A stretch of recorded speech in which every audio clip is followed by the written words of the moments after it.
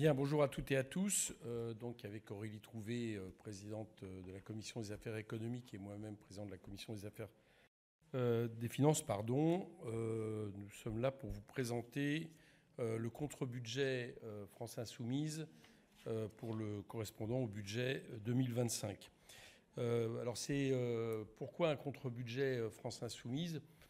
Pour deux raisons. D'abord parce qu'il nous semblait qu'il était nécessaire à cette étape de présenter de manière globale ce que nous ferions si nous sommes en capacité de gouverner le pays d'ici quelques semaines. Je dis ça parce que nous, on reste toujours dans l'idée que le gouvernement actuel va finir par tomber et avec lui son budget, et qu'il faudra être capable, j'allais dire, de relever, de prendre le relais et d'appliquer un programme. Donc c'est la raison pour laquelle on a voulu faire ce budget.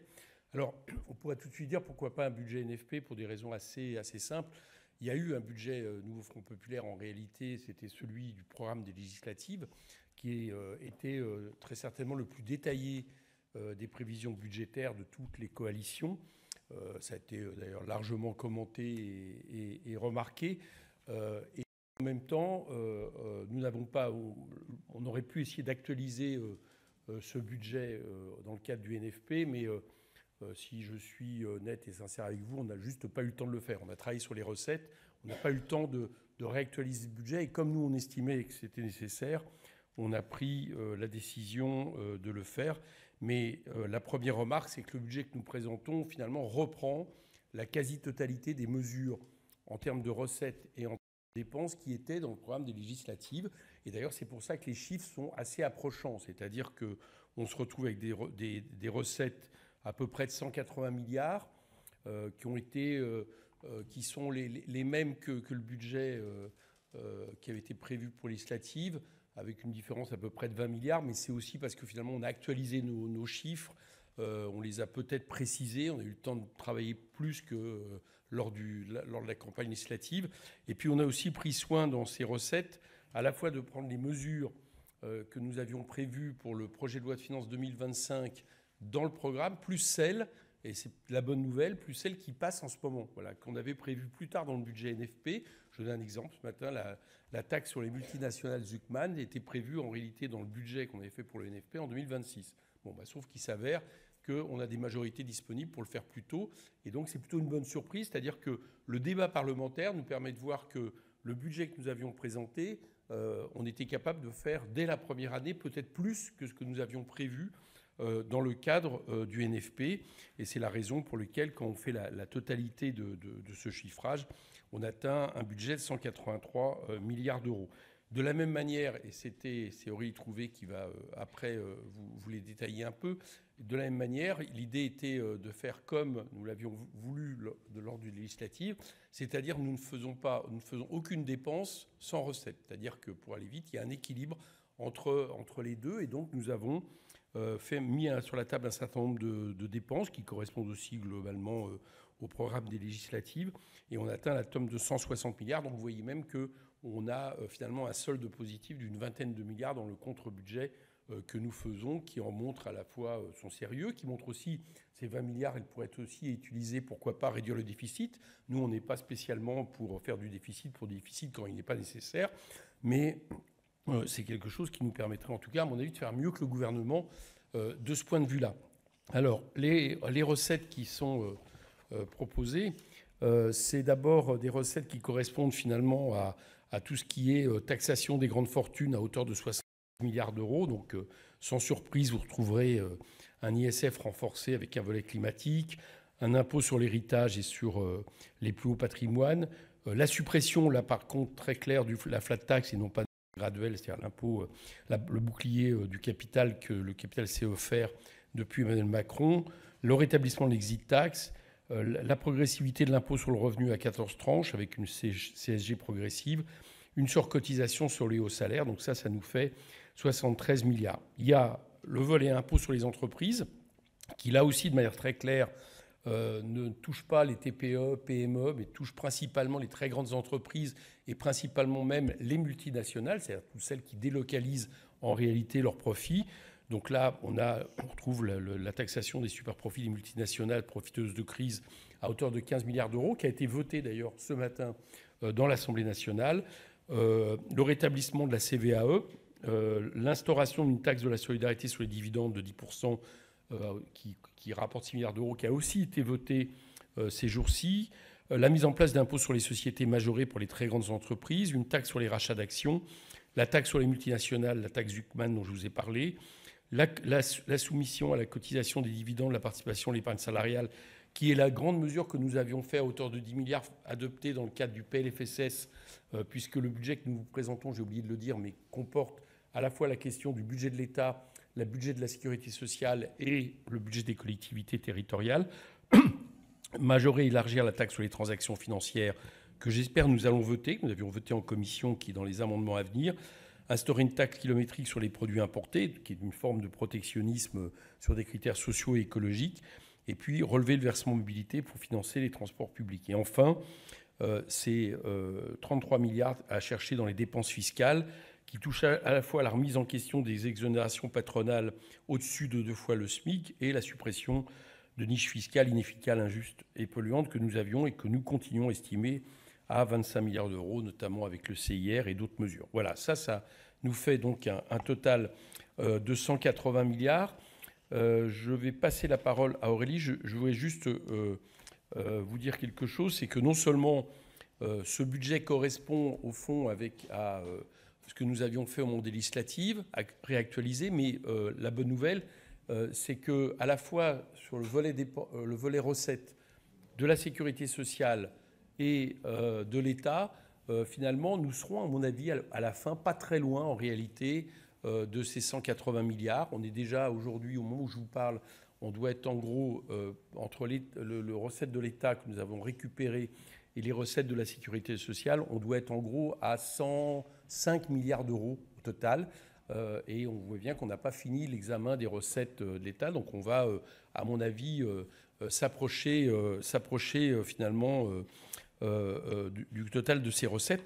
Et c'est aussi vrai pour les dépenses, puisqu'en commission, nous sommes en train de totalement transformer le budget. Nous avons déjà adopté, si mon mémoire est bonne, environ 16 missions totalement transformées dans un sens, ce que j'ai appelé NFP compatible. Nous avons également voté beaucoup d'autres amendements dans les autres. Et là encore, on arrive finalement à faire passer beaucoup des mesures que Aurélie va vous présenter maintenant.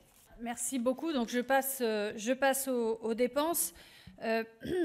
D'abord, la logique, c'est vraiment la réponse aux besoins. Vous le savez, la France insoumise, nous voulons gouverner par les besoins. Et pour gouverner par les besoins, nous avons besoin d'une politique qui soit, au niveau économique, à la fois une politique en fait de la demande et de l'offre.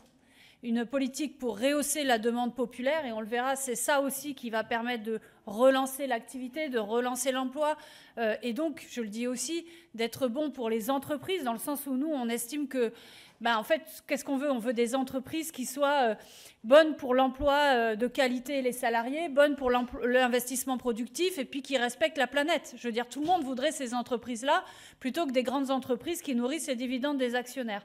Donc, je le dis, on fait à la fois une politique de demande populaire qui va en même temps stimuler offre de services publics et offre évidemment des entreprises.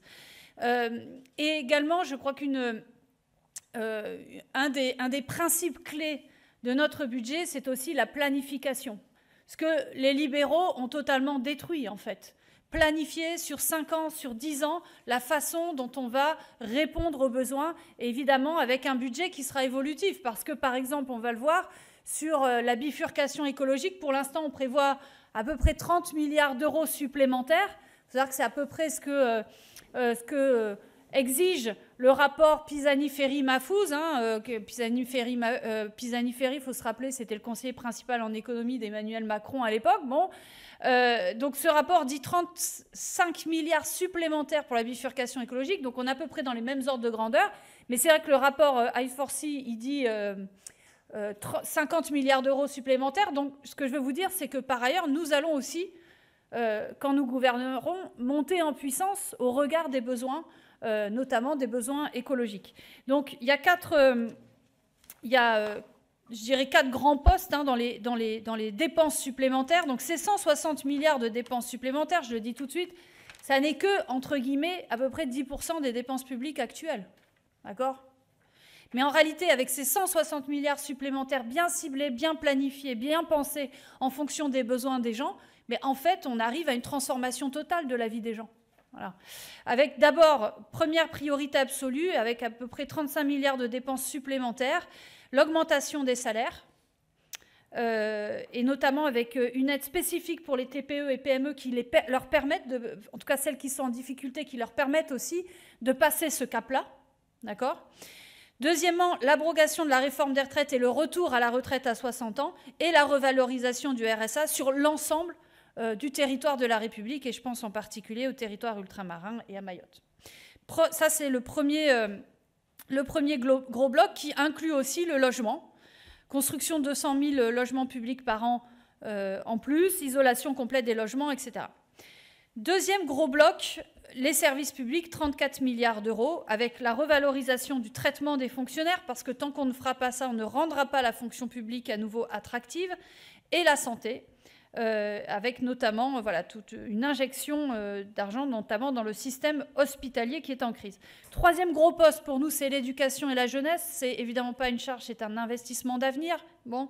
Gratuité de l'école, service public pour les élèves handicapés, droit aux études supérieures. Je rappelle par exemple que l'AESH, puisque nous sommes tous les deux par ailleurs députés de Seine-Saint-Denis, vous regardez en Seine-Saint-Denis par exemple, on a à peu près 40 à 45% des enfants en situation de handicap qui aujourd'hui n'ont pas d'AESH. Voilà.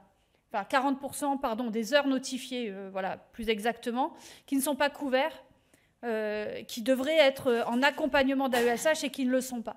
Voilà. Donc évidemment, ce problème, il est global à toute la France. Priorité numéro 4, la bifurcation écologique, à peu près 23 milliards d'euros, mais il faut y rajouter d'autres mesures, par exemple dans le logement. Donc la transition énergétique avec les énergies renouvelables, évidemment, décarbonation des mobilités avec un plan rail important, l'adaptation au changement climatique et notamment la reconversion industrielle, et puis la préservation de l'eau.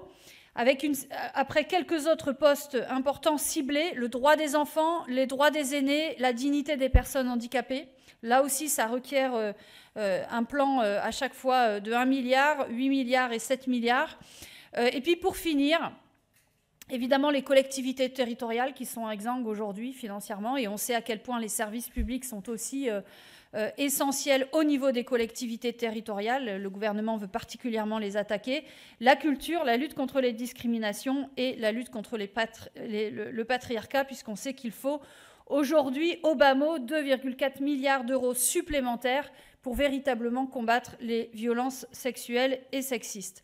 Voilà, j'en ai fini pour le tableau, je dirais, général des dépenses. Et comme Éric vous l'a très bien expliqué, nous avons un bouclage macroéconomique. Je finirai par une chose qu'on nous dit souvent, qu'on est utopiste ou alors dangereux, ou ce que vous voulez.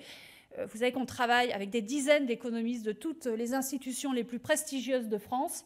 Alors certains de manière visible, d'autres non visible. Mais en tout cas, je peux vous assurer que ce travail-là, évidemment, on le peaufine jour après jour, semaine après semaine, mois après mois, avec énormément d'économistes, évidemment.